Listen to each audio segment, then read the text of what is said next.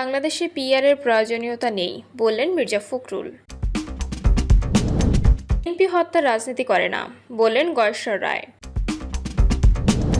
PR চাইলে জনগণের mandate নিয়ে করতে হবে বললেন আমির খসরু।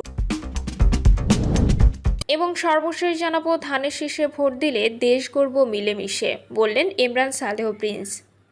শুনছিলেন সংবাদ শিরোনাম, এবারে বিস্তারিত।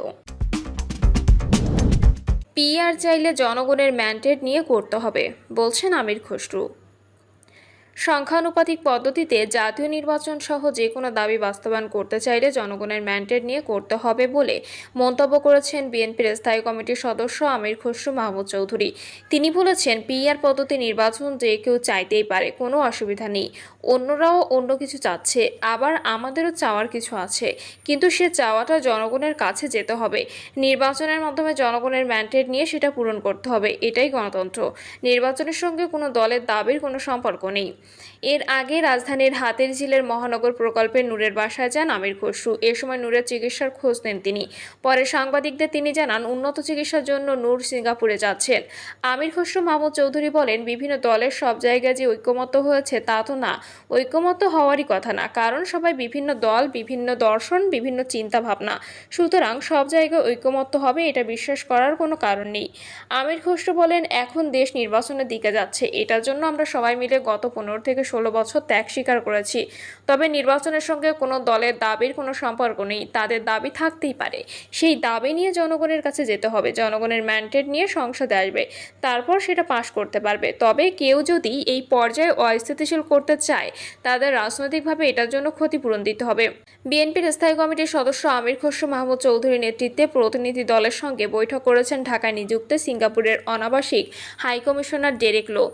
গুলশানে বিএনপি চেয়ারপারসনের রাজনৈতিক কার্যালয়ে এই বৈঠক হয়। বিকেল 4টায় হাইকমিশনার ডেরেক লো বিএনপি চেয়ারপারসনের কার্যালয়ে আসেন। বৈঠকে দুই দেশের সম্পর্ক উন্নয়ন ও স্বার্থ সংশ্লিষ্ট বিষয় নিয়ে আলোচনা হয়েছে।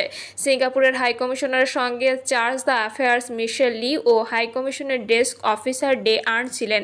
বিএনপির প্রতিনিধি দলে ছিলেন স্থায়ী কমিটির সদস্য সালাউদ্দিন আহমেদ ও সাংগঠনিক সম্পাদক শামা ওবায়েদ। বিএনপি হত্যার রাজনীতি করে না বলছেন গয়েশ্বর রায়।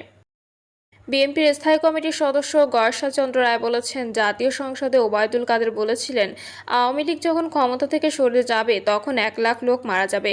তোফায়েল আহমেদও সংসদে বলেছিলেন, আওয়ামী লীগ না থাকলে 2 লাখ লোক মারা যাবে। তারা ক্ষমতা হারানোর পর এমন কিছুই হয়নি। বিএনপি হত্যার রাজনীতি করে না।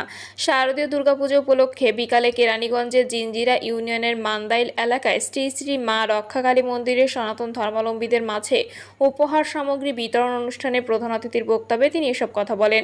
তিনি আরও বলেন, গত 16 বছরে কেরানীগঞ্জে দেখেছি ইউএনও অফিসে 1 কোটি টাকা অনুদান আসলে 50 লাখ নাই হয়ে যেত। সরকারি মালামাল আসলে অর্ধেক তারা মানুষের কাছে বিক্রি করত, আর অর্ধেক নিজেরা ভাগাভাগি করে নিত।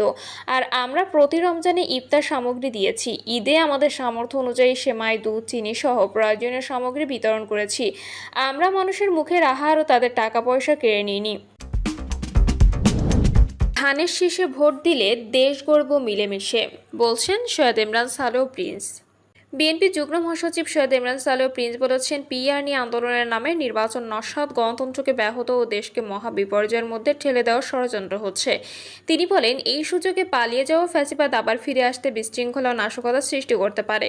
অহেতুক আন্দোলনের নামে বিভাজন, উত্তেজনা, বিশৃঙ্খলা গণ-অভ্যুত্থানের আকাঙ্ক্ষার পরিপন্থী।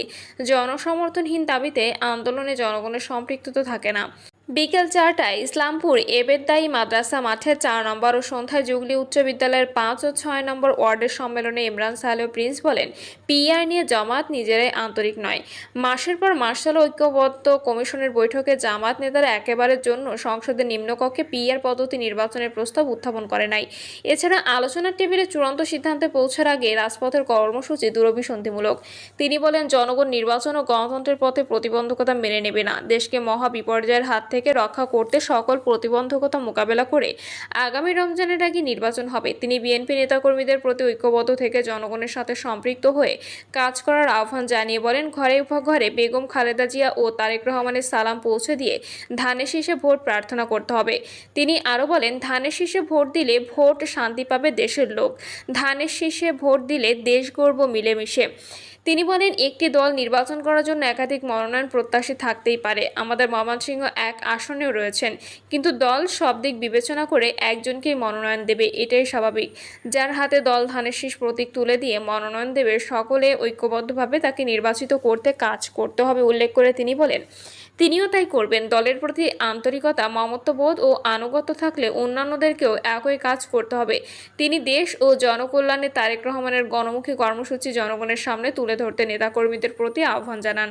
তিনি তারেক রহমানের নির্দেশনা অনুযায়ী বিএনপি নেতাকর্মীদেরকে সকল প্রকার সালিশ, বিচার এবং জনগণের ক্ষতি হয় বা জনগণ পছন্দ করে না এমন কর্মকাণ্ড থেকে বিরত থাকার আহ্বান জানিয়ে বলেন, বিএনপির নাম ব্যবহার করে অপকর্ম করলে বিএনপিতে তার স্থান হবে না, সে যত বড় ত্যাগী বা জনপ্রিয় হোক না কেন। জুগলি ইউনিয়ন বিএনপির আহ্বায়ক কারি আবুল কাশেম এর সভাপতিত্ব, সিনিয়র যুগ্ম আহ্বায়ক আব্দুল জলিলের সঞ্চালনায় অনুষ্ঠিত সম্মেলনে উপজেলা বিএনপির আহ্বায়ক আসলাম মিয়া বাবুল সহ আরও অনেকে উপস্থিত ছিলেন। ইমাম মুয়াজ্জিনদের সাথে মতবিনিময় এর আগে তিনি সকালে হালুয়াঘাট পৌর শহরের অগ্রযাত্রা কনভেনশন সেন্টারে আলোকিত হালুয়াঘাট গড়তে ধারাবাহিক মতবিনিময়ের অংশ হিসেবে হালুয়াঘাট পৌর এলাকায় মসজিদ সমূহের কমিটির সভাপতি, সাধারণ সম্পাদক এবং ইমাম মুয়াজ্জিন ও খাদেমদের সাথে মতবিনিময় সভায় বসেন। কর্ম ধর্ম বিশ্বাসী একটি উদার ও গণমুখী রাজনৈতিক দল, ধর্মান্ধ বা ধর্মবিরোধী নয়।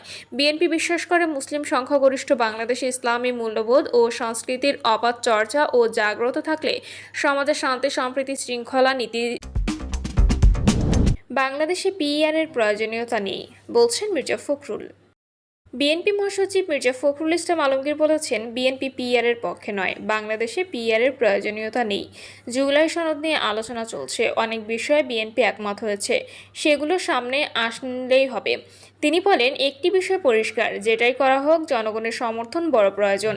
জনগণের সমর্থনে নির্বাচনের মাধ্যমে যে পার্লামেন্ট আসে, সেই পার্লামেন্ট সংবিধান পরিবর্তন করতে পারে, সংশোধনী আনতে পারে, সেখানে সেটা সম্ভব। তিনি বলেন, আলোচনা ছাড়া রাজপথে কর্মসূচি দেওয়া অহেতুক চাপ সৃষ্টি করা, যা গণতন্ত্রের জন্য শুভ নয়। ফখরুল বলেন, এভাবে রাজপথে আসলে সমাধান হয়ে যাবে। আমার প্রশ্ন, বিএনপি সবচেয়ে বড় রাজনৈতিক দল, এ ব্যাপারে কোনো সন্দেহ নেই। বিএনপি এখনো পর্যন্ত 5ই আগস্ট থেকে কোনো ইস্যুতে রাজপথে আসেনি। আলোচনার মধ্য দিয়ে সব সমস্যার সমাধান করতে চাচ্ছি। আমার বিশ্বাস এগুলো আলোচনার মাধ্যমেই শেষ হবে। বিএনপি মহাসচিব বলেন, বিএনপি সবসময় আলোচনার মধ্য দিয়ে সমাধান হবে বলে বিশ্বাস করি। 14 দল ও জাতীয় পার্টি নিষিদ্ধের প্রসঙ্গে বিএনপির মহাসচিব বলেন, কোনো রাজনৈতিক দল নিষিদ্ধ করার পক্ষে বিএনপি নয়। জাতিসংঘের অধিবেশনে যোগ দিতে প্রধান উপদেষ্টা সফর সঙ্গী হিসেবে যুক্তরাষ্ট্র যাবেন, সেখানে আপনাদের ভূমিকা কী হবে? সাংবাদিকদের এমন প্রশ্নের জবাবে ফখরুল বলেন, আমি নিজেও জানি না সেখানে আমাদের ভূমিকা কী হবে, কারণ ডক্টর ইউনূসের সঙ্গে এ বিষয়ে এখনও কথা হয়নি। কথা হলে হয়তো জানতে পারবো। আমার মনে হয় দেশের গণতন্ত্র উত্তরণের বিষয়টি প্রাধান্য পাবে, একই সঙ্গে দেশের উন্নয়ন বিষয়টিও গুরুত্ব পাবে।